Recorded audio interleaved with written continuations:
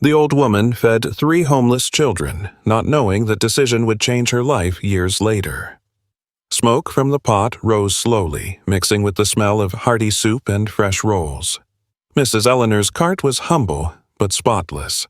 An old metal stand, a faded canopy, a sizzling grill, and jars of ketchup and mustard lined up like little soldiers. All around was the noise of the city. Cars honking, hurried footsteps, a distant siren, and voices crossing paths without making eye contact. Mrs. Eleanor had working hands with tiny little burns and tired nails. She adjusted her stained apron and served a bowl to a customer who had known her for years. "God bless you, Mrs. E," the man said, leaving a few dollars. She barely smiled. It wasn't a big smile. It was one of those smiles that doesn't last long because life doesn't give you a break. "Hope you enjoy it, son," she replied.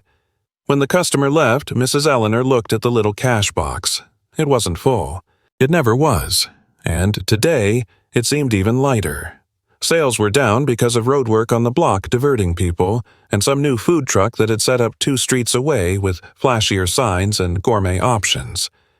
Even so, Mrs. Eleanor kept going. She always kept going. It was close to 6 when the sun started to dip and the canopy's shadow grew longer. That's when she saw them. 3 kids. They weren't running like the others. They weren't speaking loudly. They were sticking close to each other as if the world was too big to walk through alone. All 3 had the same face. Dark eyes, sharp cheekbones, messy black hair. They looked like dusty mirrors. Their clothes were worn out, way too big, and their sneakers had lost their shape.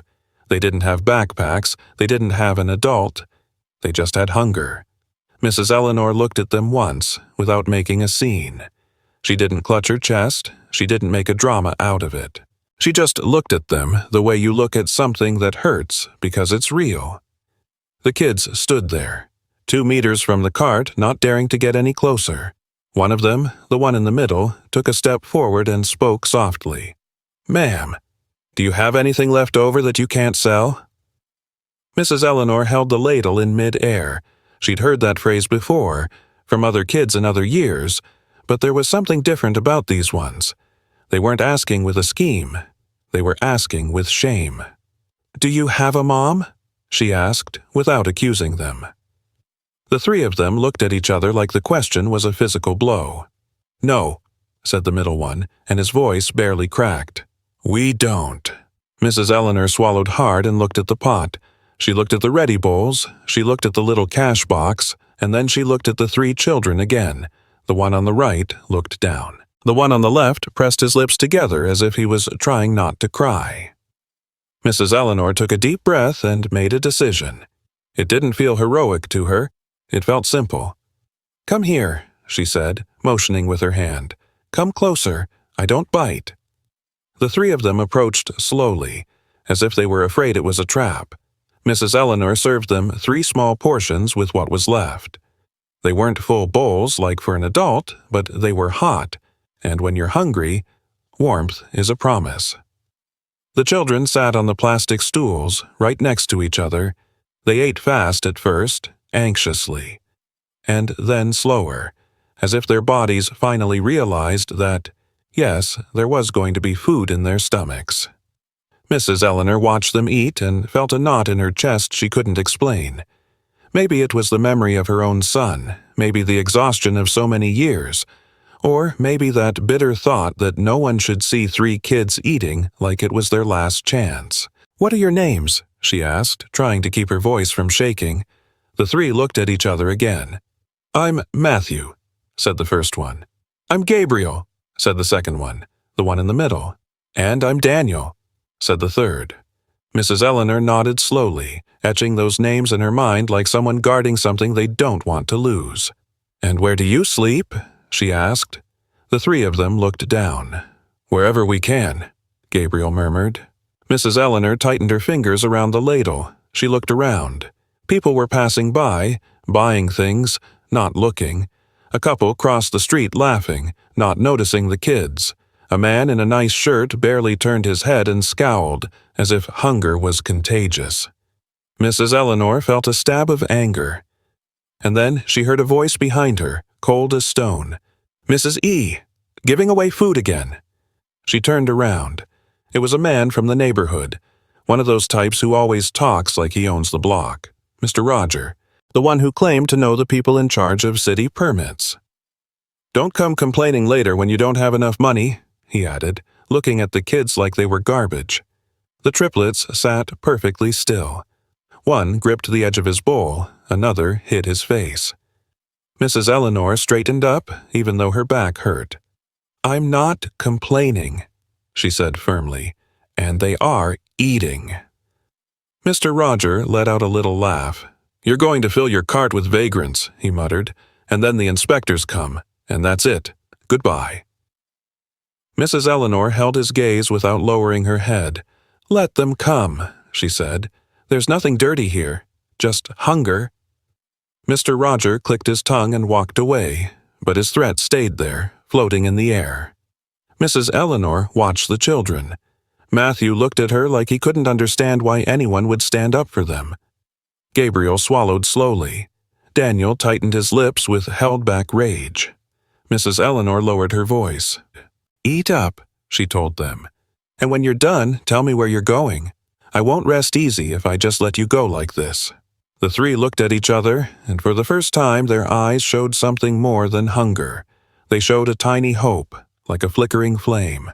Mrs. Eleanor didn't know it, but in that instant, with 3 simple bowls and a firm sentence, she had just done something that the world doesn't easily forgive or forget, because feeding 3 homeless children was an act of kindness, but it was also, without meaning to, a promise. The street remained the same. Cars passing, people buying without looking, the grill letting out that sizzle that sounded like a tired heart. But for Mrs. Eleanor, the afternoon wasn't the same anymore since the 3 kids sat on her plastic stools.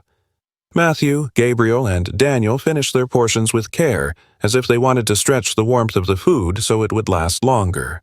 They didn't ask for more, not because they didn't want to, but because they were too embarrassed. Mrs. Eleanor grabbed a napkin and held it out to the one in the middle. "Clean yourself up good, son," she said without exaggerated sweetness, just like a real grandmother would. Gabriel nodded, lowering his gaze. "Thank you, ma'am," he murmured. Mrs. Eleanor picked up the bowls slowly, looking at their small hands, and a child's hands, but with street marks, a scratch on the knuckles, broken nails, fingers a little swollen from the cold of sleeping wherever. "Right then," she said, resting the bowls on the tray. "Where do you go when the sun goes down?" The 3 looked at each other like they were agreeing without speaking. "Under the overpass," Matthew said, almost voiceless. Mrs. Eleanor felt a lump in her throat. The overpass was a known place. Shadows, cardboard, dampness. The city had those corners where people disappeared without anyone noticing. "And why aren't you in a shelter?" she asked. Daniel tightened his mouth, suspicious. "They separate us," he said directly. "They say that's the rule." Mrs. Eleanor frowned. "And you won't let them." Gabriel shook his head with a sad stubbornness. "If they separate us, we won't find each other again," he said. He swallowed hard, and being alone is worse. Mrs. Eleanor stayed quiet for a second. She looked at the pot, looked at the street, looked at her little cash box, and felt a silent rage toward those kinds of rules made from a desk and applied on the skin of children. "Okay," she said. "Fine. I'm not going to separate you either." The triplets looked up at the same time, as if that sentence were a roof over their heads. Mrs. Eleanor lowered her voice. "But you aren't leaving without me knowing something else," she said. "Who left you like this? Do you have family?" Matthew shrugged his shoulders. Daniel looked away. Gabriel took a second, but spoke. "We don't remember well," he murmured. "Just a car at night, and then... that's it." Mrs. Eleanor felt a shiver. It wasn't a full story, it was a fragment. And missing fragments usually hide hard things. She didn't push it. She didn't want to force the pain out. "Well," she said, "you ate today, and tomorrow if you want, you can come back, but on one condition." The 3 tensed up like they feared a payment. "Which one?" Daniel asked. Mrs. Eleanor looked at them firmly. "That you don't steal," she said. "Not out of hunger and not out of anger. If I give to you, you respect me and respect yourselves." Matthew nodded fast. "We don't steal," he said. Daniel pressed his lips together. "Sometimes they accuse us, even if we don't," he mumbled. Mrs. Eleanor understood. On the street, guilt is handed out according to your face and clothes. "Not here," she said. "Here we speak the truth." The children stayed quiet, and then when Gabriel moved to get off the stool, something poked out from his shirt collar, a thin chain, dirty from dust, with a small charm. Mrs. Eleanor barely saw it, but she saw it. It was a metal charm, simple, with a very specific shape, 3 little rings linked together like a family bond, or 3 stars in a cluster. Mrs. Eleanor froze. She had seen that symbol before, not on the street, but in a place that didn't match a homeless child. "Hey," she said softly, "that little pendant. Where did you get it?" Gabriel touched his chest instinctively, as if protecting it. "It's mine," he said suspiciously. "I had it from before." Mrs. Eleanor swallowed hard. "From before being on the street?" Gabriel nodded. Matthew and Daniel got closer as if the charm were something sacred. "All 3 of us have one," said Matthew, pulling down his shirt collar to show his. Daniel did the same. The 3 charms were identical, Mrs. Eleanor felt her heart skip a beat. It wasn't common. It wasn't something bought at a flea market. It was a symbol of someone who had money, or family, or a place where they order matching things made for 3 matching children. Mrs. Eleanor looked at the symbol again, and something in her memory moved like a creaky door. She remembered an old news article from years ago, a missing persons poster stuck on a lamppost near the market. 3 alike, a desperate family, a phone number, a reward offered, and a small logo in the corner, that same one with 3 linked rings. Mrs. Eleanor felt the blood drain from her fingers. "What's wrong?" Daniel asked, seeing her look so serious. Mrs. Eleanor swallowed hard, trying not to scare them. "Nothing, my child," she said, but her voice didn't quite obey her. "It's just, that symbol isn't from the streets." Gabriel clutched the charm tight. "I don't know," he said. "I just know that when I touch it, I remember a voice singing." Matthew stared at the ground. "And a smell," he whispered, "like expensive soap." Daniel frowned. "And I remember a big gate," he said quietly, "tall, made of iron." Mrs. Eleanor froze. A gate, expensive soap, a singing voice. That wasn't an overpass. That was a home. Mrs. Eleanor looked around as if someone might be listening. The street was normal, but she wasn't normal on the inside anymore because she understood what no one else saw. These kids didn't just have hunger, they had a history, and if someone looked for them with a reward and a logo, then someone else also wanted to make sure nobody found them. Mrs. Eleanor took a deep breath, leaned toward them, and lowered her voice. "Listen to me closely," she said. "Today, you're not going to the overpass. Today, you're staying close to me.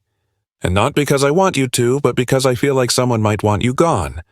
The 3 of them looked at her, terrified. "Who?" asked Gabriel, Mrs. Eleanor gripped the ladle like it was a shield. "I don't know yet," she said, "but I'm going to find out." And for the first time at that humble cart, the danger stopped feeling like hunger and started feeling like something bigger, like a shadow coming from the past. The sun dipped a little lower, and the air turned cool with that city smell that mixes exhaust, food, and rain on pavement. Mrs. Eleanor stayed behind her cart, stirring the ladle with feigned calm, but inside she was tense. The 3 charms with the linked ring symbol had sparked a memory she didn't want to fully believe. Matthew, Gabriel, and Daniel stayed close without crossing the street, as if for the first time they had a place where they weren't chased away immediately. They didn't talk much, watching people cautiously, and every time someone got too close, the 3 huddled tight together like they were one person. Mrs. Eleanor handed them a glass of water. "Drink slowly," she said. "I don't want you getting sick on me." Gabriel took the glass carefully. "Thank you, ma'am." Just then, a dry laugh rang out a few steps away. Well, look at her. Mrs. Eleanor spun around. Mr. Roger was walking up with two men behind him, the kind who always look like they have permission to do whatever they want. One had a folder, the other a cap and a cheap radio. Mr. Roger was smiling like he was here to collect a debt he'd enjoy. "Mrs. E," he said, "what a big heart, giving free food to strays. Don't come crying to me later when they take your card away." The triplets went still. Matthew looked down. Daniel pressed his lips together. Gabriel pressed himself closer to the edge of the cart, hiding. Mrs. Eleanor straightened up. "They're not strays," she said. "They're children." Mr. Roger raised an eyebrow. "Children who eat for free today and rob you tomorrow," he shot back. "That's how it starts." One of the men behind him opened the folder and pretended to read. "We received a complaint," he said, "for unsanitary conditions and obstruction of a public sidewalk." Mrs. Eleanor felt like she'd been punched in the stomach. That word, unsanitary, was their favorite when they wanted to take something from you without admitting you were just in the way. "My cart is clean," she said firmly. "It's always been clean." The man shrugged. "That's for us to decide." Mrs. Eleanor, she looked at the grill, the pots, the jars. Everything was in order, she knew it, but she also knew that when an inspector arrives wanting to find something, he finds it. Mr. Rogers smiled. "I told you, Mrs. E," he murmured. "If you wanted to stay out of trouble, you should have listened to me." Mrs. Eleanor looked at him with suppressed rage. "What do you want?" He lowered his voice, but just enough for the kids to hear. "I want you to stop attracting problems," he said, "and I want those kids out of here." Gabriel looked up, terrified. Matthew gripped the edge of the bench. Daniel, however, took a step forward as if he wanted to stand in front. Mrs. Eleanor reached a hand toward him, stopping him without touching him. "No," she whispered, "don't get involved." Mr. Rogers saw the gesture and scoffed. "Look how cute. She has guardians now," he said. "How much do you pay them?" "With soup?" People started turning around. Some curious onlookers got closer, and that was the plan. Public humiliation, so shame would do the work. A lady from the nearby store muttered, "That's why this place is full of troublemakers." A man on a bike shouted out, "Call child services on them!" The children heard it and shrank down even more. Mrs. Eleanor felt the anger rising, but forced herself to speak calmly. "They haven't done anything," she said. "They're eating, that's all." The inspector with the folder walked up to the cart and stuck his nose in, looking for a stench. He grunted exaggeratedly. "Smells weird here." Mrs. Eleanor tightened her grip on the ladle. "It smells like food," she said. "Like it should." Mr. Roger took a step forward and pointed at the triplets. "You see?" he told the crowd. "This woman encourages street life. Then they go around stealing and everyone complains, but nobody lifts a finger." Daniel clenched his fists. His eyes burned with rage. "We don't steal," he blurted out, unable to hold it back. The silence lasted a second, and in that second Mr. Roger smiled. "Oh, no?" he said. "Then prove it. Let's see what you've got in your pockets." Daniel froze. Matthew looked at Gabriel with fear. Gabriel instinctively clutched his pendant. Mrs. Eleanor stepped forward, planting herself firmly. "You have no right," she said loudly. "They're just kids." The man with the radio stepped closer. "We do have the right, if there's suspicion," he said. The crowd murmured. The word suspicion was like gasoline. Mr. Roger raised his voice like he was performing a public service. "Mrs. E, don't be difficult. Either you run them off, or I run them off with the real authorities." Mrs. Eleanor felt the world crashing down on her, and in that moment, she saw something. The torn pocket on Matthew's pants, the trembling of Gabriel's chin, the desperate rage in Daniel. They were children, they were hungry, and now, they had humiliation. Mrs. Eleanor took a deep breath, gathered her courage, and spoke clearly, for everyone to hear. "If you're here to take my cart, then take it," she said. "But I'm not going to chase away 3 children like they're dogs. If seeing hunger bothers you, it's because you've never felt it." The street went silent for a second. Some looked down, others shifted uncomfortably, but Mr. Roger wasn't the kind of man who felt shame. So that's how it's going to be, he said, smiling. Fine. He signaled to the inspector with the clipboard. Write this down, he ordered. Refusal to cooperate. Presence of minors in an irregular situation. Sanitary risk. Mrs. Eleanor felt her legs shaking, but she didn't back down. Then, the man with the radio took a step toward the cart, reaching in like he was going to turn off the gas or knock something over. And in that movement, his gaze locked onto Gabriel's chest, where the 3-linked rings pendant was peeking out. The man froze for a second, and his face changed. Hey, he said in a low voice. That symbol. Gabriel covered his chest. Mrs. Eleanor noticed it. Mr. Roger did too. What is it? He asked quickly, moving closer, and the man with the radio hesitated. Nothing, he said, but it was already too late. Mr. Roger looked at Gabriel with more attention, as if for the first time he didn't see a filthy kid but something else. Something that could be worth money. And Mrs. Eleanor felt an internal alarm because she understood the real danger in that instant. It wasn't that they were being called vagrants. It was that someone had just recognized them. The words hung in the air, dangerous and small. That symbol. The man with the radio had said it almost by accident, but it was enough to send a chill down Mrs. Eleanor's spine. Gabriel covered his chest immediately. Matthew took a step back. Daniel clenched his fists as if his rage could protect them. Mr. Roger tilted his head, sniffing out an opportunity like a dog smelling meat. What is it? He asked, feigning curiosity. The man with the radio backed away nervously. Nothing, he murmured. It's nothing. Mrs. Eleanor moved fast and put herself in front of the children, shielding them with her thin body and stained apron. It wasn't much, but it was a wall. Enough, she said firmly. If you're coming here to make things up, make up something else. There is no crime here. Mr. Roger let out a laugh, but the laugh was no longer mocking. It was calculating. Mrs. I just want to help you, he said. You get into trouble for being too kind, and the street doesn't forgive. Mrs. Eleanor looked at him the way one looks at someone disguised as a friend. I don't need your help, she replied. Mr. Roger made a gesture with his hand as if surrendering, but his gaze remained locked on Gabriel's neck. Well, he said, don't say you weren't warned later. The inspector put away the clipboard without fully finishing the threat. The man with the radio avoided looking at the children. The 3 of them walked away, but they didn't leave in a hurry. They left with that fake calm that says, I saw something, and I'll be back. When they finally turned the corner, Mrs. Eleanor let out her breath as if she had been holding it since they arrived. The children remained still, not moving. Ma'am, Matthew murmured, we're leaving.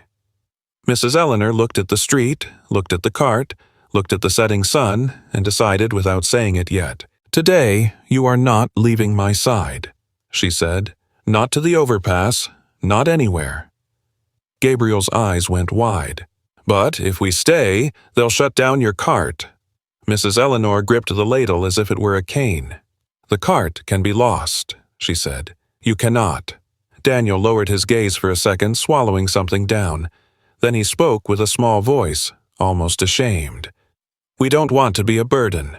Mrs. Eleanor looked at him. You aren't a burden, she said. You're children. The afternoon went on. 2 customers arrived, and Mrs. Eleanor served them with quick hands, as always. The children stayed to the side, quiet and watching. And in that watching, Mrs. Eleanor noticed something.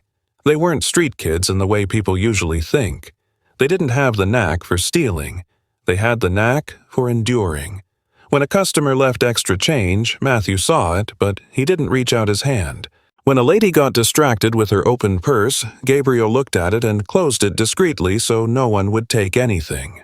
When a neighborhood kid made fun of them, Daniel didn't respond with fists. He just looked at him with a quiet rage. Mrs. Eleanor realized something. Those 3 were starving, sure, but they had an internal code too, even if they didn't know where it came from. When night fell, Mrs. Eleanor closed up the cart. She packed away the jars, turned off the gas, covered the pot, and checked the little cash box. It had been a slow day, but she didn't care anymore. "Come on," she told them. "Let's walk." The boys looked at each other suspicious. "Where to?" Gabriel asked. Mrs. Eleanor nodded her head. "To my apartment," she said. "It isn't big, but at least it doesn't leak." The three of them froze. "No," Matthew mumbled. "We don't want any trouble." Mrs. Eleanor cut him off. "Trouble has already come looking for you," she said. "And if you go back to that overpass, I don't know if I'll see you tomorrow." The boys stayed quiet, and that silence was a yes. They walked through busy sidewalks. Mrs. Eleanor led the way with her cart, wheels squeaking, while the boys stuck close behind her. Every now and then, one of them would look back as if someone was following them. When they reached a small walk-up apartment, Mrs. Eleanor unlocked the door. Inside, it smelled like cheap soap and stale bread. There was a simple bed, an old chair, and a tiny shelf with an unlit candle. "Here," she said. "There's no luxury, but there is a roof." The boys entered slowly, as if the room were a sacred place. Mrs. Eleanor took out some hard bread and broke it into 3 pieces. "Just eat a little," she said, "and tomorrow we'll see what we do." Matthew took it carefully. "Why are you helping us?" he asked, not understanding. Mrs. Eleanor stood still for a second. She didn't know how to explain it with pretty words, so she just told the simple truth. "Because if I were on the street, I would have wanted someone to see me as a person." The boys looked down. Mrs. Eleanor sat in the chair and looked at them one by one. "Now, conditions," she said firmly. The 3 looked up. "No stealing here," she said. "No lying here. And if someone is looking for you, you tell me. You're not going to hide from me." Gabriel clutched the charm under his shirt. "We don't know who's looking for us." Mrs. Eleanor looked at him. "Someone recognized that symbol," she said. "And when someone recognizes something on you, it's not always out of kindness." Daniel frowned. "So, what do we do?" Mrs. Eleanor took a deep breath. "We make a pact," she said. "A silent pact." Matthew watched her, attentive. "You help me at the cart," she continued. "You clean, you organize, you carry things, so no one can say you just come to eat. And I give you food and shelter until we find out the truth about that symbol." The 3 looked at each other, and for the first time, their eyes lit up with something like pride. "Yes," Matthew said. "Yes," repeated Gabriel. "Yes," said Daniel, the toughest one, but his voice trembled a little. Mrs. Eleanor nodded, and that night, while the city looked away, a pact was signed in a humble apartment, one with no paper, but with something stronger: loyalty. Except outside, on some corner, Mr. Roger had made his own pact too, but with greed, and Mrs. Eleanor could feel it in her bones. The next morning, the cart smelled like it always did: soup, rolls, and freshly chopped onions. But there was a difference Mrs. Eleanor couldn't shake off: the feeling that they were being watched. Matthew, Gabriel, and Daniel arrived early, before the sun heated up the pavement. Their hair was still damp, like they'd washed their faces with the seriousness of someone wanting to look respectable. Without saying much, they started helping. One arranged the stools, another cleaned the grill, and the third carried a bucket of water that was way too big for him. Mrs. Eleanor watched them in silence with a strange mix of pride and fear. "Easy with that, son," she told Daniel when she saw him straining his back. "I don't want you getting hurt." Daniel nodded stubbornly, like he didn't know how to accept being cared for. Throughout the morning, people looked at them differently, some with discomfort, others with pity. Some bought things just to stare, as if the cart were a show. And in the middle of that bustle, Mr. Roger appeared on the other side of the street. He didn't come closer, he just leaned against a wall, watching, smiling with his lips, but not his eyes. Mrs. Eleanor felt her blood run cold. "Don't look at him," she whispered to the boys. "You just keep working." Gabriel, though, saw him out of the corner of his eye and clutched the 3-linked rings charm under his shirt, as if his skin warned him before his mind did. The day went on. By noon, Mrs. Eleanor almost relaxed. Almost. And then, during a brief pause, Matthew walked up to her, his voice quiet. "Ma'am, I had a dream last night," he said. Mrs. Eleanor looked at him. "What did you dream, son?" Matthew swallowed hard. "I dreamed they were calling us by another name," he murmured. Like we had fancy last names." Mrs. Eleanor felt a pang in her chest. "Do you remember the name?" Matthew shook his head in frustration. "It slips my mind, but I heard a song, and it smelled like expensive soap, just like Gabriel said." Mrs. Eleanor stayed quiet for a second. Then she stroked his hair clumsily, like someone not used to showing tenderness. Calmly, she said, "The important thing is that you're here with me." Matthew looked down and nodded, but that comfort didn't last long because at 2 o'clock, at 1:30, when the sun was beating down hard and the street looked like it was dozing off, a white SUV braked half a block away, then another, then a patrol car moving slowly, no sirens, like they wanted it to look normal. Mrs. Eleanor felt her heart jump into her throat. "Don't move," she told the kids fast. "Stay glued to me." The three of them got close immediately, as if they already knew this kind of danger. 2 people in vests carrying folders got out of the SUVs. One had an ID badge hanging around his neck. The patrol car parked nearby. A police officer looked over without rushing, and as if the world wanted to confirm the worst, Mrs. Eleanor saw Mr. Roger walking behind them with that "I brought them" look on his face. The woman in the vest spoke first. "Good afternoon.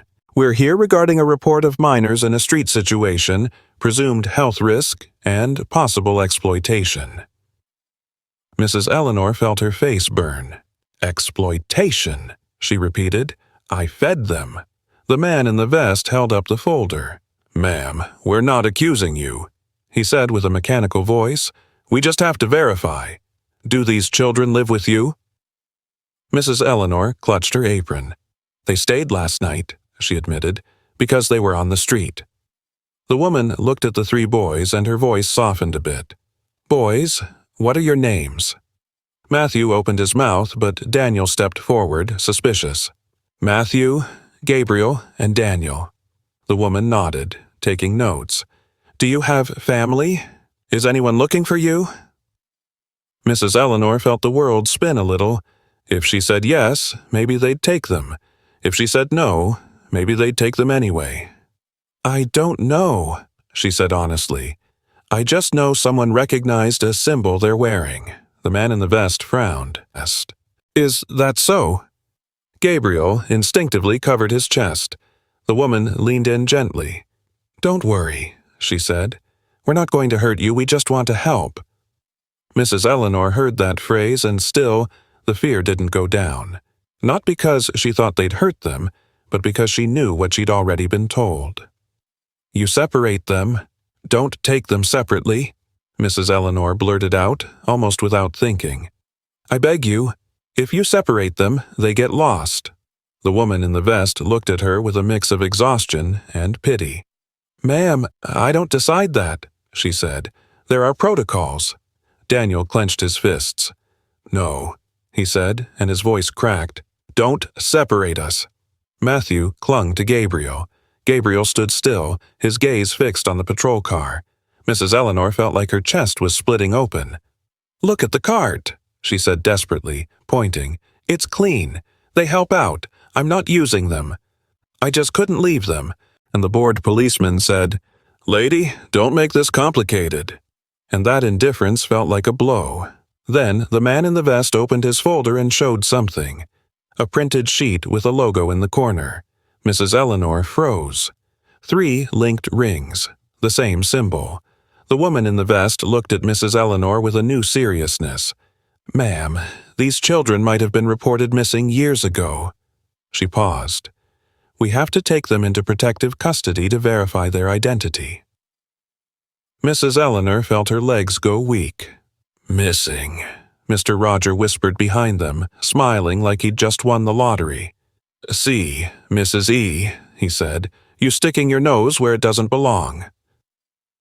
Mrs. Eleanor looked at him with a silent rage. "It was you," she murmured.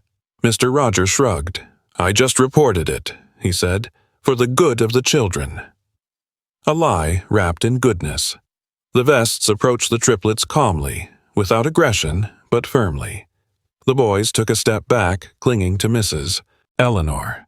"Ma'am," Matthew said with a trembling voice, "you're going to leave us." Mrs. Eleanor felt something inside her break. "No," she said, swallowing hard, "I'm not going to leave you." The woman in the vest looked at her. "You can come with us to the office if you want," she said, "but you can't stop the custody order." Mrs. Eleanor nodded fast. "I'm going," she said. "I'm going with them." In that moment, Daniel turned toward the card as if he wanted to memorize it. Gabriel squeezed his pendant. Matthew looked at Mrs. Eleanor like someone holding on to the only thing they had. They put them in a van, together for now. Mrs. Eleanor climbed in too, shaking, with her apron still on. The door closed, and when the vehicle started, Mrs. Eleanor saw through the window Mr. Roger staying on the corner, watching them leave with satisfaction. Mrs. Eleanor pressed her lips together because she understood it wasn't help. It was a move. Someone had activated something big, and now the children were no longer under her watch. And that day, in seconds, Mrs. Eleanor lost what she had barely started to care for. The street went back to making its noise like nothing happened. That was what hurt the most. The same distant siren, the same market calls, the same sun hitting the sidewalk, and Mrs. Eleanor's cart there, empty inside. The pot turned off, the stools arranged with no one on them, the grill cold. The children had gone in a white van with a protective custody that sounded like a clean word, but felt like a theft. Mrs. Eleanor tried to follow them up that same day. She went to offices, she asked, she begged, she gave her name, her address, her story. They told her, "Come back tomorrow." They told her, "The system is down." They told her, "It's under review." They quoted protocols at her. And one day, without meaning to, she heard the words she already knew in her gut. "Ma'am, if you're not family, we can't give you any information." Mrs. Eleanor walked out of there like someone who'd just lost a limb. Still walking, but incomplete. The food cart kept going, because when you need to survive, you don't get much time to cry. The next day, she lit the grill again, made rolls, heated the pot. But every time she heard little footsteps getting closer, her heart would light up and then go dark. Because it wasn't them. Matthew, Gabriel, Daniel. Their names stuck in her like 3 sweet thorns. Weeks went by, then months. Mrs. Eleanor invented routines just to keep from going crazy, sweeping the same patch of sidewalk, scrubbing the same spot on the cart, saving 3 extra napkins. Just in case they came back. Sometimes, without thinking, she'd push 3 stools together. Then, when she realized what she'd done, she'd pull them apart fast, ashamed of her own hope. In the neighborhood, people talked for 2 days, and then they forgot. "Good thing they took them," some said. "Gets rid of the trouble." Others whispered. Mrs. Eleanor had gotten too attached, they said, and that was the worst part, that they called it getting attached when what she did was protect them. One afternoon, Mr. Roger walked past the cart and dropped a comment like he was dropping a heavy stone. "See?" he said, smiling. "In the end, everything works out when you do the right thing." Mrs. Eleanor looked at him with silent hatred. "Get lost," said Mr. Roger, shrugging his shoulders. "You got yourself into this mess," he mumbled, and walked away. Over time, Mr. Roger became a bigger deal on the block. He started charging protection fees, claiming he could fix permits. Sometimes he'd stand just 2 meters from her cart, as if reminding her that he could make her life miserable whenever he wanted. Mrs. Eleanor endured it. She endured it for years. Her hair turned whiter, her back grew more hunched, and her hands got rougher. Her regulars grew old right along with her. Some of them never came back. Others would tell her, "Mrs. E., you should rest." But Mrs. Eleanor wouldn't rest because rest meant silence. And in the silence she could hear voices. Sometimes she dreamed the children were outside, and she couldn't open the door. Sometimes she dreamed she was looking for them in an alley full of shadows, and all she found were their 3 linked rings charms lying on the ground. In a box in her apartment, she kept the little that remained of them. A folded napkin with a ketchup stain, a cheap plastic spoon that Gabriel had used, and a drawing Matthew left her one morning, a food cart with 3 stick-figure kids. She guarded it like it was gold. One day, many years later, a lady selling flowers nearby asked her, "Mrs. Eleanor, do you still think about those kids?" Mrs. Eleanor didn't answer with words. She just looked at the street. Because, yes, every day the neighborhood changed. The block filled with more vendors. The market expanded. Better phones arrived, newer cars, people in a rush. But Mrs. Eleanor's cart stayed exactly the same. Old, humble, clean. A fixed point in a world that never stopped. And she became part of the landscape. Just another old woman. Until one random Friday, when the sun was high and the air smelled of oil and rolls, Mrs. Eleanor heard a sound that didn't belong on her block. A roar. Not a motorcycle, not a truck. A refined, expensive roar. The people around her turned to look first. She didn't. She kept serving out of habit until the noise got so close that the sidewalk vibrated. Mrs. Eleanor looked up and saw 3 shiny cars. Low, aggressive, like animals from another world. 3 Teslas braked right in front of her cart. The street went silent. Mrs. Eleanor felt the ladle slip a little in her hand. Because in that instant, without understanding why, she knew life was about to collect on an old debt. The 3 sleek Teslas sat motionless in front of the cart, as if the world had hit the brakes with them. The street filled with eyes. People who usually walked past without looking stopped now, raising their phones, whispering. Loose phrases floated in the air. Who died? What are they going to buy here? No way they know Mrs. E. Mrs. Eleanor held the ladle with a trembling hand, not from excitement yet, but from fear. Because in her life, whenever something shiny appeared suddenly, it almost always brought bad news. One of the cars cut its engine, then the second, then the third. The silence that followed was strange, heavy, like inside a church. Mrs. Eleanor didn't move. She watched the cars the way you watch a storm, waiting for the lightning to strike. And the strike wasn't a noise, it was a memory. Because in that instant, the black reflection of the cars threw back her own image. A thin, hunched old woman with a stained apron, her face marked by the sun and the years. A woman who had spent too much time swallowing her words. The past crashed down on her without asking permission. It wasn't just the children. It was everything Mrs. Eleanor had learned to bottle up just to keep living. She had been young once. She'd had a small house with a yard. She once had a husband who smelled of earth and bar soap, a hard worker with strong hands. His name was Mr. Julian. He wasn't rich, but he was one of those men who always come back, no matter how tired they are. Until one day, he didn't. An accident, an ambulance that arrived too late, a hospital that only helped when it could. Mrs. Eleanor watched him fade away without the money to buy miracles, and she was left alone with life weighing heavy in her hands. Then came her son, her only son, Stephen. Stephen was her pride and her fear. He grew up watching his mother work and swore that one day he would get her off the streets. He studied a little, worked a little, and one day he left for the big city to look for opportunities. Mrs. Eleanor would pack him food in a napkin when he came to visit, as if he were still a child. But the city doesn't forgive those who go without someone watching their back. Stephen got into a bad job with bad people. Just for a while, he told her over the phone, just to save up and come back. Mrs. Eleanor didn't understand those worlds, but she understood the tone of someone who is scared and doesn't want it to show. One day, Stephen stopped calling. Mrs. Eleanor searched for him with everything she had, her feet, her voice, and her shame. She went to stations, to offices, to churches. They told her the same thing they would tell her years later with the Triplets. If you aren't family with papers, we can't help. Mrs. Eleanor was left with the hollow space in her home. And then the worst part happened. The people, the street, the neighborhood started to talk. Her son ran off.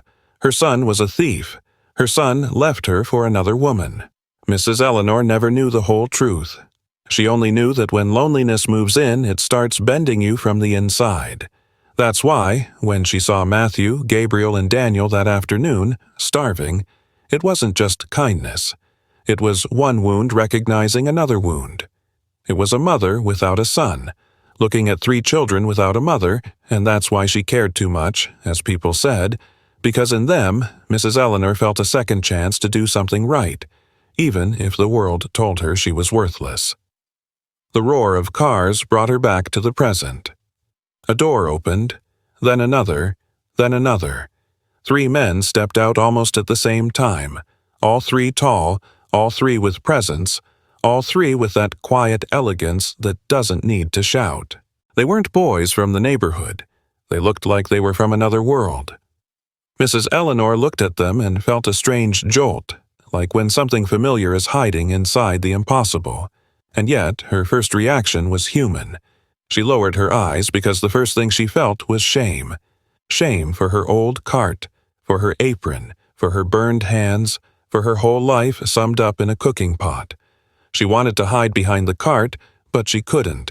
The 3 men walked toward her slowly, not in a rush, not mocking, as if every step was out of respect. Mrs. Eleanor gripped the ladle tight. "What can I get you?" she asked with a small voice. The man in the middle looked at her with held-back emotion, as if it hurt him not to break down right there. "Mrs. Eleanor," he said softly. She looked up, and in that gaze something opened, an invisible thread, because those eyes were the same ones she had seen on 3 dirty faces years ago under her canopy. Mrs. Eleanor felt her chest fill with air and then empty out. She didn't say anything. She couldn't. The 3 men stopped in front of the cart, and the one in the middle, his voice trembling as if he finally allowed himself to feel, let out a sentence that split her world in 2. "We didn't forget you." Mrs. Eleanor felt her knees go weak, and in her head, like an old echo, the 3 names returned. Matthew, Gabriel, Daniel, but she still didn't dare believe it, because Mrs. Eleanor had already lost too much, and the heart, when it has lost too much, learns to suspect even miracles. The sentence hung suspended between the smoke of the grill and the sleek shine of the cars. "We didn't forget you." Mrs. Eleanor squeezed the ladle like it was a lucky charm. She looked the 3 men up and down, trying to find the lie, while at the same time her heart clung to a dangerous idea. And what if it is them? The street had turned into a stage. There were people recording. Some came closer without shame. Others pretended to buy just to stay and watch. Matthew, Gabriel, and Daniel noticed the cameras, and without saying a word, they positioned themselves naturally. One to the right of the cart, one to the left, one in front, as if they were protecting her. Mrs. Eleanor swallowed hard. She tried to speak. "Who are you?" The one in the middle took another step. His voice came out soft but firm. "First, if I may," he said, "we can talk without so many eyes on us." Mrs. Eleanor looked around. The stares went right through her, and then she felt that old fear come back. The same fear from when they took the children, the same fear of the protocols and papers of those in charge. And, as if fear called out to fear, a familiar, poisonous voice was heard from behind. Well, look at you now. Looks like you hit the jackpot, Mrs. E. Mrs. Eleanor turned around. Mr. Roger came walking up with his usual smile, the kind that doesn't ask permission to intrude.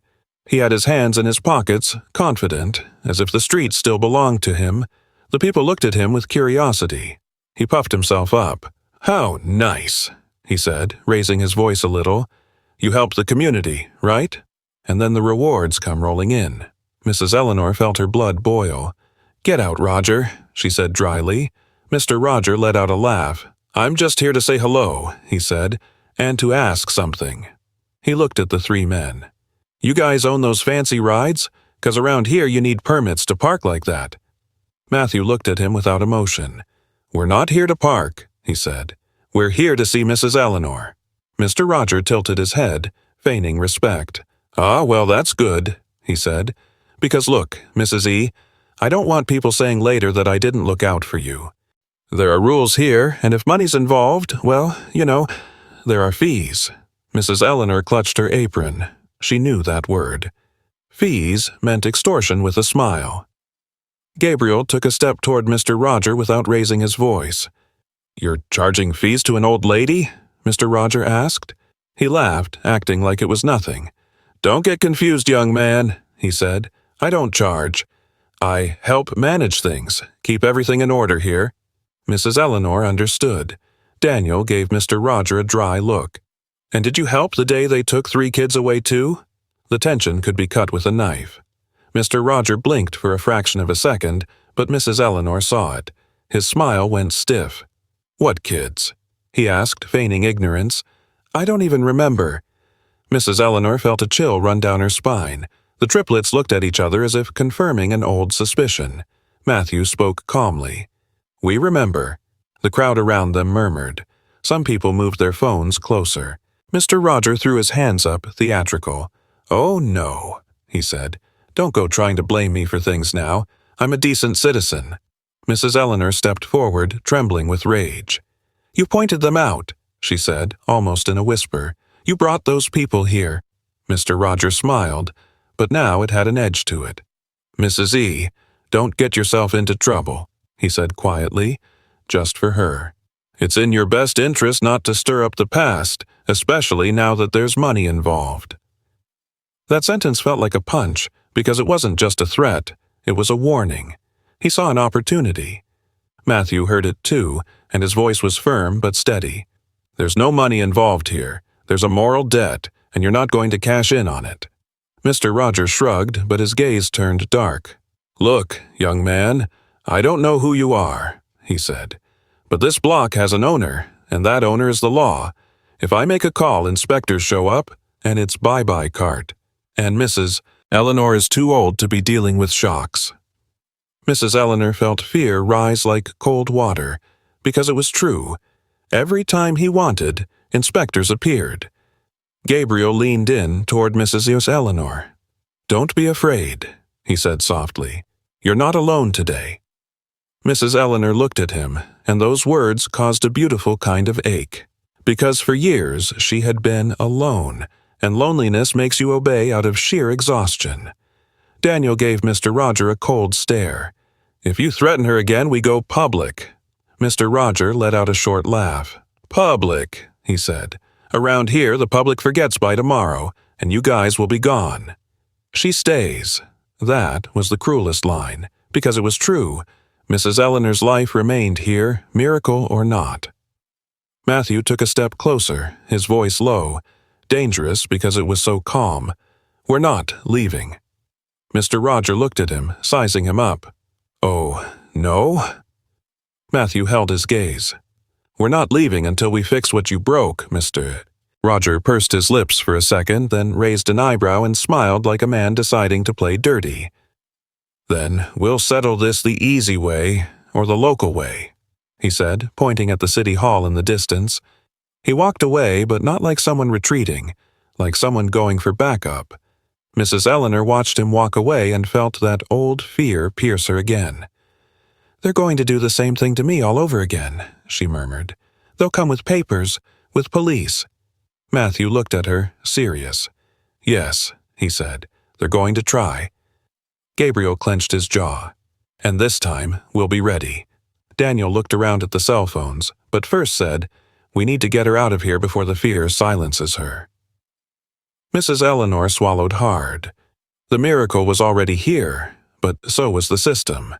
And when the system feels like it's losing control, it attacks. The air felt strange after Mr. Roger left, as if he'd left a trail of poison behind. The phones were still held high.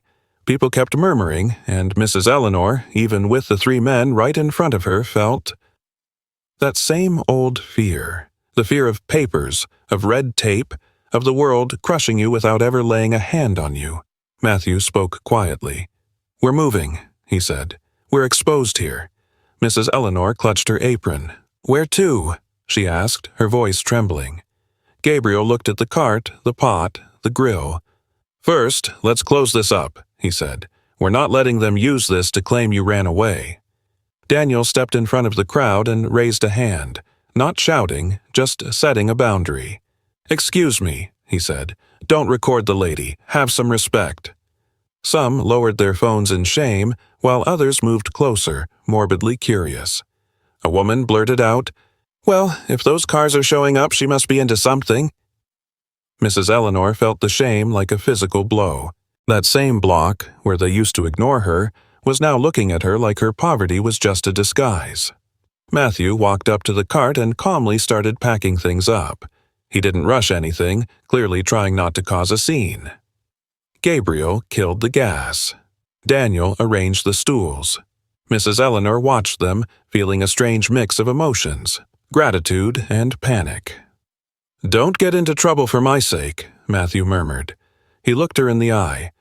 "Mrs. Eleanor, you got into trouble for us when you had nothing," he said. "Now it's our turn." Just then, a message popped up on Gabriel's phone, then another, then another. His face hardened. "It started," he muttered. "What?" asked Matthew. Gabriel turned the screen around. It was a post blowing up on local social media, a photo of the cart taken from a distance with a venomous headline. "Elderly woman involved in suspicious luxury car scheme at street cart." Mrs. Eleanor felt her stomach tie into a knot. "Involved?" she whispered, as if the word didn't belong in her life. Daniel clenched his jaw. "Roger is pushing this," he said. "And if it sticks, inspectors and police will be here tomorrow with a reason." Matthew looked at Mrs. Eleanor, serious. "Is your permit up to date?" he asked. Mrs. Eleanor lowered her gaze. "I have what I've always had," she murmured. "I pay what they ask, so they let me be." Gabriel tensed up. "Roger charges you." Mrs. Eleanor hesitated a second, then nodded, ashamed. "A fee," she said. "If I don't, they shut me down. That's how it works here." Matthew closed his eyes for a moment, holding back the rage. "Then it's not just gossip," he said. "It's extortion." Daniel looked toward the street like he could already see the guys in vests coming.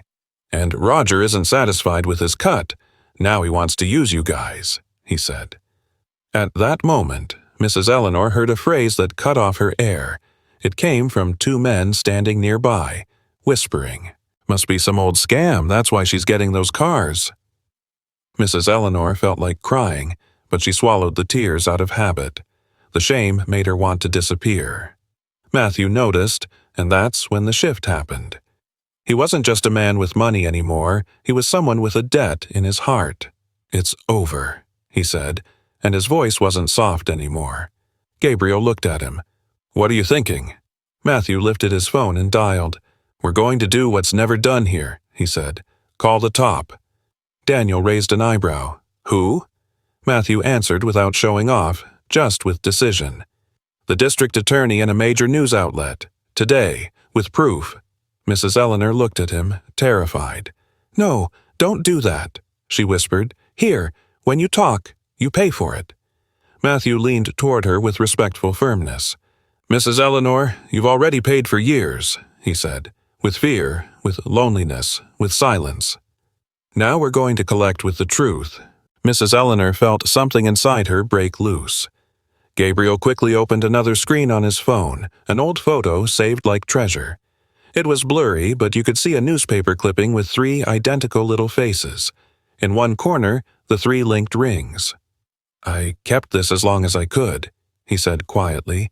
"Didn't know why, but I kept it." Daniel pressed his lips together. "So, the story doesn't start today," he murmured. "It starts the day they erased us." Mrs. Eleanor looked at them, and for the first time she understood without anyone saying it all. If those men were the boys, then the system didn't just humiliate her, it stole their lives too. And if Mr. Roger was involved, he wasn't just a nosy neighbor, he was a key piece. Matthew hung up the call and looked at the other 2. "Done," he said. "They're on their way." Gabriel swallowed hard. "So there's no turning back." Daniel looked toward the city hall in the distance, like someone watching a storm. "Let whoever needs to come, he said. "This time they won't separate us." Mrs. Eleanor squeezed her apron, trembling with the block full of eyes on her. Because the shame was already running through the city, and what was coming wasn't just an inspection, it was the final attempt to bury her in a rumor. It didn't even take an hour. The rumor was already in several groups, on neighborhood pages, in venomous comments, and when people smell blood, they become experts at inventing. Mrs. Eleanor tried to keep working out of pure habit, but her hands were shaking. Every customer who approached brought a different look: curiosity, suspicion, morbid fascination. The cart that was always invisible now was a spotlight. Matthew, Gabriel, and Daniel stayed close without showing off, like they were a wall. "They're coming," said Daniel, watching the street. And they came. 2 men with vests and a folder, a woman with a tablet, and behind them a patrol car moving slow without sirens. Almost just like that time years ago, only now there were more phones recording. Mrs. Eleanor felt her chest close up again. "No," she murmured. Matthew leaned toward her. "Breathe," he said. "Today they don't step on you." The woman in the vest spoke with a bureaucratic voice. "Mrs. Eleanor, we are here for a verification. Report for irregular activity, possible suspicious dealings and obstruction of public sidewalk." Mrs. Eleanor opened her mouth, but the shame left her voiceless. Gabriel stepped forward. "Suspicious dealings?" he asked calmly. "With what proof?" The man with the folder held up a printed paper, the rumor post with screenshots. "We have citizen complaints." Daniel let out a short, cold laugh. "That's not a complaint, that's gossip," the officer said. He squared up, looking ready for a fight. Matthew raised a hand to calm things down and spoke without raising his voice. "Officer, we're going to cooperate, but everything is being recorded, and before you touch anything, I want to see the warrant and full identification." The guy in the vest looked uncomfortable. "There's no need to get like that, son." Matthew stared right through him. "There is a need, because this lady has been extorted for years," he said, "and this smells like a setup." The word extortion changed the whole vibe. The crowd murmured louder. The inspectors glanced at each other.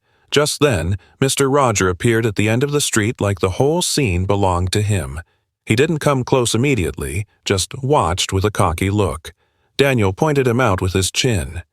"There's the guy collecting the cut," he said. Mrs. Eleanor looked down, trembling. The woman in the vest furrowed her brow. "What cut?" Gabriel pulled out his phone and showed old messages, names, small transfers, and photos of papers with no official stamps. "This," he said, "payments so they don't shut her down every month. For the permit." The inspectors froze. The police officer shifted his stance. Matthew spoke straight to them. "We've already notified the district attorney. They're on their way. If this is legal, great. If it's a charade, it all falls apart today." The man with the binder swallowed hard. "We don't have to wait for anyone." Matthew smiled faintly. "Oh, yes, we do. If you're going to mess with an old lady's livelihood based on gossip," he said. "Or are you scared that someone from higher up is coming?" The inspectors stayed silent. Mrs. Eleanor felt tears in her eyes, but not from sadness, from exhaustion. Years of paying out of fear, and finally someone was saying it out loud, and then a car was heard braking nearby. Not like a Tesla, a man got out with his badge visible, 2 people behind him. "Good afternoon," he said. "State oversight. Who's in charge here?" The street went ice cold. Mr. Roger, in the background, took a step back, and Mrs. Eleanor realized the final push had happened. Either the system would crush them one more time, or he was finally getting exposed in front of everyone. The man from State Oversight walked straight toward the cart, badge on display. He didn't come with a rush or a smile. He came with that office tone that was finally on the right side. "Who requested the intervention?" he asked. Matthew raised his hand. "We did," he said, "and we have evidence of extortion and staged inspections." The woman in the municipal vest shifted uncomfortably. The man with the binder swallowed hard. The cop glanced sideways at his partners, wondering what mess they'd dragged him into. Mrs. Eleanor was trembling, but she stayed on her feet. Her knees burned, her heart pounded hard. Whole years of enduring just to keep her block. And today, on that very same block, everything was about to come out. The state agent looked at the inspectors. IDs, he ordered. They pulled them out. Their hands didn't look so steady anymore. The state agent looked at the cart, looked at the flow of people, then looked at Mrs. Eleanor. "Ma'am, do you authorize us to review the charges they've made for permits over these years?" he asked. Mrs. Eleanor opened her mouth and the whole truth came out for the first time, without fear of looking foolish. "Yes," she said. "I paid because if I didn't pay they'd shut me down. Roger always told me that." The murmur of the street turned into a roar. "Roger! Mr. Roger charges a lady." In the back, Mr. Roger tried to smile, but the smile didn't fit anymore. "Don't make things up," he said, raising his voice. "I was just helping the lady with her paperwork." Gabriel stepped forward and showed the phone to the state agent. Messages, dates, amounts, a voice note where the veiled threat could be heard clearly. "If you don't pay, they raid you tomorrow." The state agent didn't even flinch. "That is extortion," he said dryly. The municipal cop swallowed hard. The man with the binder looked down, and then the thing Mrs. Eleanor had feared from the start happened. Roger wanted to escape the spotlight by making her the culprit. He took a step closer and pointed theatrically at the cart.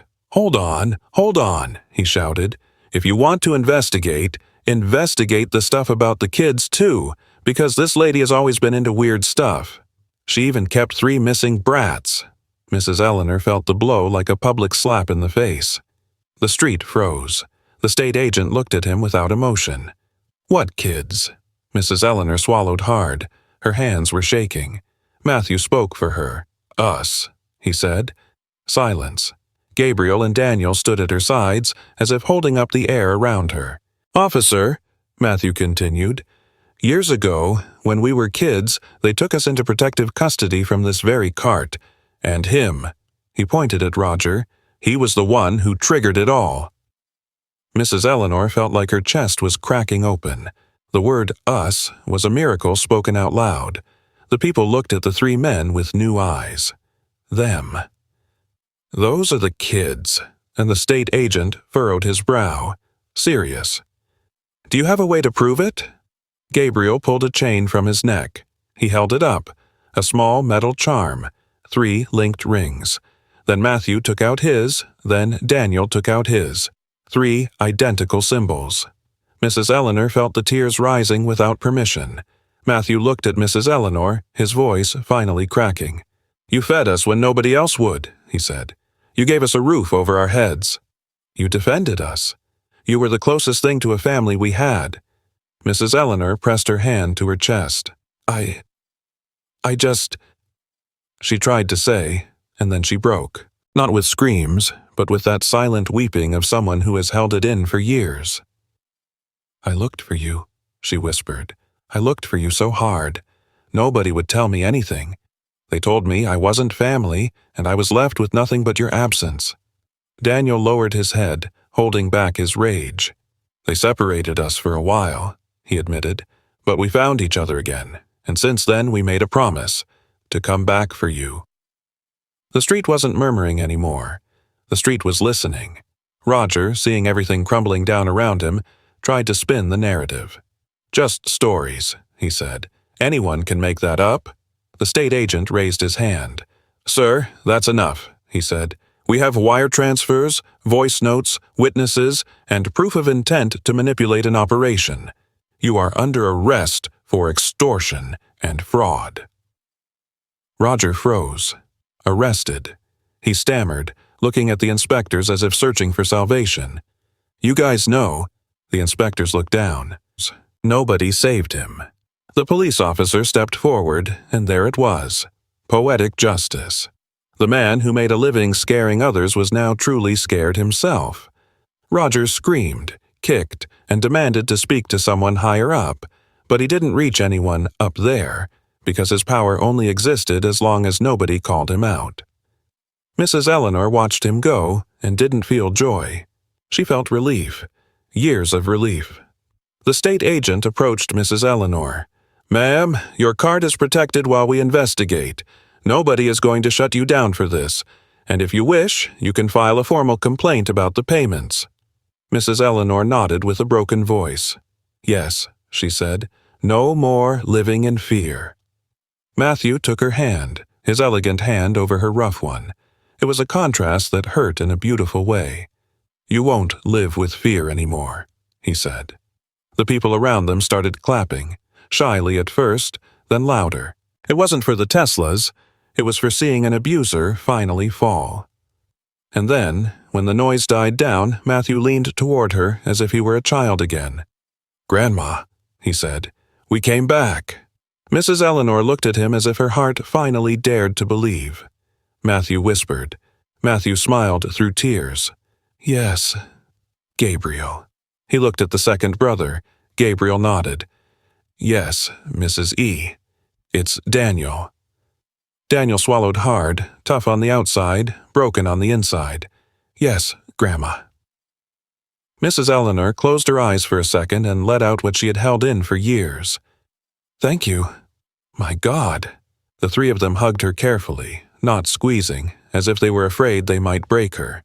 She smelled the expensive cologne, and underneath it, like an echo, she caught the scent of clean soap from that memory. And right there, in the middle of the street, a wound healed. But one last wound remained. Stephen, Mrs. Eleanor's son. Matthew looked at her, serious. "Mrs. E," he said. "Is there something else?" "Something you deserve to know." Eleanor tensed up. "What?" Gabriel took a deep breath. "Years ago, when they were moving us from place to place, a man helped us at a bus station. He gave us bread, told us to look for a lady at a food cart, and gave us your name, Mrs. Eleanor." Mrs. Eleanor lost her breath. "Who was that man?" she whispered. Daniel lowered his voice respectfully. "His name was Stephen." The world stopped for Mrs. Eleanor. "No," she murmured, "my son." Matthew nodded, his eyes wet. "We found him years later," he said. "He was sick. He managed to tell us that you looked for him, that he regretted leaving, and that one day he wanted to come back too." Mrs. Eleanor trembled all over. "Is he alive?" she asked with a hope that hurt. Gabriel looked down. "No, Mrs. E," he said, "but he died knowing that you loved him. And he asked us one thing, that if we ever found you, we'd tell you the truth and thank you for never stopping being a good person." Eleanor wept. Not a loud, scandalous cry, but a quiet weeping, like rain. And in those tears, the final thread was closed. The uncertainty. Matthew hugged her again. "You didn't lose your life by being good," he said. "You won it. You won us." Days later, Mrs. Eleanor's cart was still on the block, but no longer out of necessity, out of identity. The Triplets didn't whisk her away to a mansion to show her off. They fixed up her small apartment, set up security, renovated her cart, and bought her a cozy, legal kitchen with all the paperwork in order, all without taking away her place. They even added a small community garden nearby, where local kids could learn to grow veggies as a way to honor her kindness and prevent more children from ending up on the streets. Roger faced charges. The inspectors were investigated, and the neighborhood learned something they never learn until they see it. That abuse ends when the victim stops staying silent, and when someone with power decides to use it to protect, not to crush. One afternoon, Mrs. Eleanor served a bowl again. This time, she served it with hands that trembled less. She looked at Matthew, Gabriel, and Daniel sitting on 3 stools, just like years ago. "What do you want to eat?" she asked. And her voice wasn't one of fear anymore. It was the voice of home. Matthew smiled.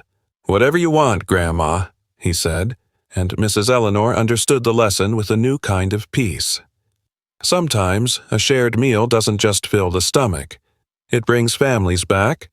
Please comment your impressions and opinions in the comments. I'd be really happy if you left a like, M.